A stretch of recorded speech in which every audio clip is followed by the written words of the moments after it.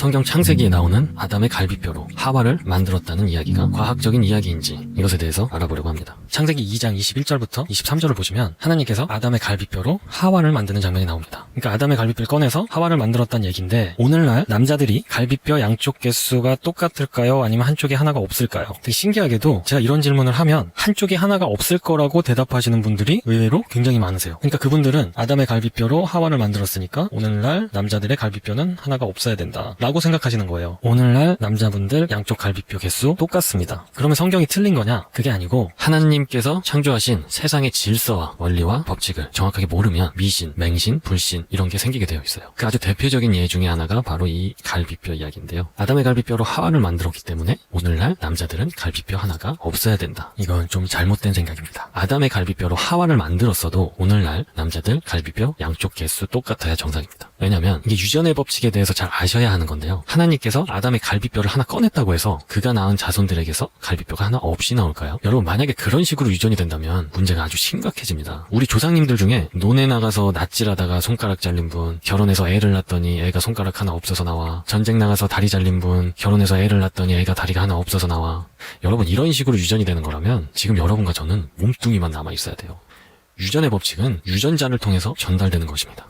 태어난 이후의 신체적인 변화는 유전되지 않습니다. 여러분, 앞서 말씀드린 것처럼 손가락이 잘린다고 해서 유전 정보가 바뀌는 것이 아니라는 거예요. 하나님께서 창조하신 세상을 우리가 과학적으로 정확하게 연구해야 되는 이유 중에 하나가 이런 성경 기록 때문에 과학을 잘 모르면 우리의 믿음을 자칫 잘못하면 잃어버릴 수 있기 때문입니다. 그러니까 오히려 과학에 대해서 무지하면 성경을 믿기가 더 힘들어진다는 거예요. 다시 말하면 우리가 똑똑해지면 질수록 성경을 믿는 게 더 쉬워진다는 거예요. 기분 괜찮으시죠? 자, 그리고 왜 하나님께서 머리뼈도 아니고 다리뼈도 아니고 갈비뼈로 여자를 만드셨을까요? 이에 관련해서는 여러 가지 해석들이 있는데 과학적인 이유도 있어요. 저는 이 사실을 듣고 굉장히 많이 놀랐는데, 사람의 뼈 중에 갈비뼈는 떼어내도 다시 자랍니다. 이 갈비뼈 부분은 재생 조직이기 때문에 떼어내도 다시 자라 나옵니다. 이게 우리만 몰랐지 외과 의사들은 이미 다 알고 있는 사실이에요. 그러니까 여러분, 성경이 너무나도 과학적이에요. 창조하신 하나님께서 그거 모르셨겠어요? 다 아셨겠죠. 그리고 실제로 외과 수술 중에 갈비뼈가 재생될 걸 미리 생각해서 시행하는 수술을 아담의 수술이라고 의사들이 명칭을 해요. 자, 그리고 아담의 갈비뼈로 하와를 만들었다는 말이 과학적인 이야기일까요? 비과학적인 이야기일까요? 이게요, 여러분, 아담의 갈비뼈로 하와를 만들었다는 이 기록은 정확하게 과학적인 이야기예요. 자, 보세요. 오늘날 인간복제 이야기 많이 하죠. 여러분, 인간복제라는 말이 무슨 말이냐면 여러분 몸에 세포 하나를 떼어내서 여러분과 똑같은 사람을 만들 수 있다는 얘기를 지금 하고 있을 뿐만 아니라 그거 지금 계속 시도하고 있잖아요. 아시죠? 이 얘기의 요점이 뭐냐면 사람 몸의 일부를 떼어내서 또 하나의 사람을 만들 수 있다는 얘기예요. 그러면 아담의 갈비뼈로 하와를 만들었다는 얘기는 그 요점이 뭐냐면 아담의 몸의 일부를 떼어내서 또 하나의 사람을 만들었다는 얘기인데, 자세히 보면 그 얘기가 그 얘기예요. 아담의 갈비뼈로 하와를 만들었다는 얘기는 오늘날 과학이 이야기하는 인간복제 이야기와 다르지 않습니다. 생각해보세요. 오늘날의 과학자들도 사람 몸의 일부를 떼어내서 또 하나의 사람을 만들 수 있다고 얘기하고 있는데 전능하신 하나님께서 그거 못하시겠어요? 자, 근데 이런 설명을 하면 머리가 빨리 돌아가시는 분들이 이런 질문을 하세요. 남자를 복제했으면 남자가 만들어져야지 왜 여자가 나오나요? 근데 정말 생각해보니까 그렇죠. 근데 여러분, 놀랍게도 과학적으로 남자 것 떼서 복제하면 여자 만들 수 있어요. 근데 여자 걸 떼서 복제하면 남자 못 만들어요. 자, 보세요. 지금 여기 남자와 여자가 있잖아요. 여러분, 남자와 여자는 약간의 차이가 있는데 사람에게는 23쌍의 염색체라는 게 있거든요. 요걸 이제 자녀들에게 물려주는 건데요. 23번째 염색체가 성염색체라고 해서 이게 남성이냐 여성이냐를 결정하는 거예요. 나머지는 똑같고요. 근데 남자는 XY로 되어 있고 여자는 XX로 되어 있어요. 그래서 이 두 사람이 이제 남자는 정자를 만들고 여자는 난자를 만들어요. 근데 이 생식세포인 이 정자와 난자 속에는 요 X와 Y 두 개가 한꺼번에 못 들어가요. 그러니까 X만 들어가거나 Y만 들어갑니다. 그리고 여자의 난자는 지금 보시다시피 X만 갖고 있는 거예요. 난자는. 근데 여기에 Y타입의 정자가 들어가면 아들이 태어나고 X타입의 정자가 들어가면 딸이 태어나는 거예요. 원래 이해되시죠? 여자는 아들을 낳느냐 딸을 낳느냐 결정권이 없다는 거 아시겠죠? 남자가 X를 주느냐 Y를 주느냐에 따라서 아들이냐 딸이냐가 결정되는 거예요. 그러면 아들을 낳느냐 딸을 낳느냐는 남자 쪽 책임이죠. 근데 옛날에는 이게 다 여자 쪽 책임이라고 구박받고 쫓겨나고 난리도 아니었잖아요. 여자분들 많이 억울하실 거예요. 그렇죠? 자, 그러면 이 원리를 알고 다시 생각해보자고요. 아담의 XY를 통째로 복사를 하면 그러면 남자가 만들어지겠죠. 그리고 또 아담의 XY 중에 X만 복제하면 여자가 만들어지는 거예요. 그러니까 여자는 X만 있으니까 여자로는 여자만 만들 수 있어요. 남자는 못 만들어요. Y가 없으니까. 그러니까 과학적인 원리로 봐도 남자로는 여자를 만들 수 있지만 여자로는 남자를 못 만든다는 이야기입니다. 근데 성경에 분명히 남자로부터 여자를 만들었다고 되어 있습니다. 그렇죠? 성경 기록이 참 알면 알수록 과학적입니다. 자, 우리는 어머니의 태로부터 나왔습니다. 그리고 하와는 아담의 갈비뼈로 만들어졌고요. 근데 유일하게 흙으로 직접 지음을 받은 사람은 성경 기록을 보면 보면 아담밖에 없습니다. 그럼 여러분, 흙으로 사람을 만들었다는 이야기는 과연 과학적인 이야기일까요? 보통 사람들이 당연히 비과학적이라고 생각을 합니다. 사실 이 흙으로 사람을 만들었다는 이야기를 보통 사람들이 다 믿는다면 이 에덴 동산 이야기 안 믿을 사람이 없겠죠. 근데 흙으로 사람을 만들었다는 이야기는 과학적인 이야기입니다. 자, 잘 들어보세요. 과학적이라는 말과 대체할 수 있는 말이 인과율입니다. 어떤 결과에는 반드시 원인이 있기 때문에 원인과 결과의 관계가 명확할 경우 그걸 과학적이라고 이야기합니다. 자, 그러면 우리가 한번 자세히 생각해 보자고요. 여러분, 사람이 죽으면 뭘로 돌아가죠? 흙으로 돌아가죠. 사람은 죽으면 다 흙으로 돌아가게 되어 있습니다. 그래서 신토불이라는 말이 그 말이거든요. 흙에서 온 음식을 우리가 먹고서 살다가 결국 죽으면 흙으로 돌아가는 것입니다. 근데 보통 사람이 죽으면 흙으로 돌아간다는 건 잘 이해를 하는데 흙에서 사람이 왔다는 것은 잘 이해를 못 하거든요. 근데 이제 보세요. 예를 들면 이런 겁니다. 여러분, 흙을 한 사 퍼서 꼬마들을 주면 하루 종일 흙장난하고 놀다가 기껏 만드는 것이 두꺼비집 하나 정도 만듭니다. 근데 그 똑같은 흙을 한 사 퍼서 우리가 받으면 우리는 나름대로 그릇 하나 정도 만들 수 있을 거예요. 그리고 우리들 중에 재주가 좀 좋은 분들은 도자기 같은 작품성 있는 걸 만들 수도 있겠죠. 근데 이번에는 똑같이 흙을 한 사 퍼서 반도체 만드는 전문가들에게 갖다 주면 그 전문가들이 흙에서 실리콘을 뽑아내고 정제하고 가공해서 금보다 더 비싼 반도체 칩을 만들어내요.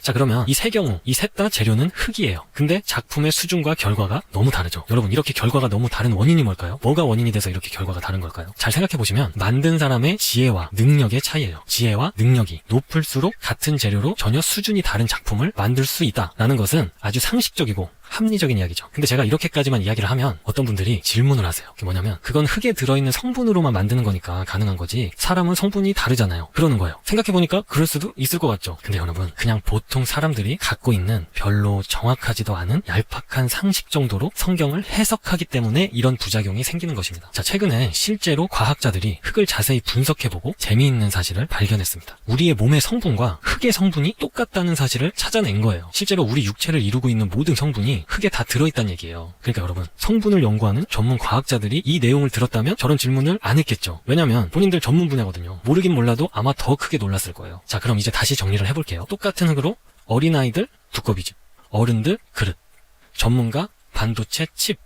그런데 이 전문가들보다 비교할 수 없이 높은 지혜와 능력을 가진 어떤 분이 계시다면 똑같은 흙으로 생명체를 만드는 일이 가능하겠죠. 결국 이게 무슨 얘기냐면 지혜와 능력의 문제이지 흙으로 생명을 만드는 일은 불가능한 일이 아니란 이야기입니다. 그래서 여러분, 인간의 지혜와 능력으로는 흙으로 사람을 못 만들어요. 그래서 사람들이 안 된다고 생각하는데 인간보다 비교할 수 없을 정도로 높은 지혜와 능력을 가지면 흙으로 사람을 만드는 일이 가능하다는 것입니다.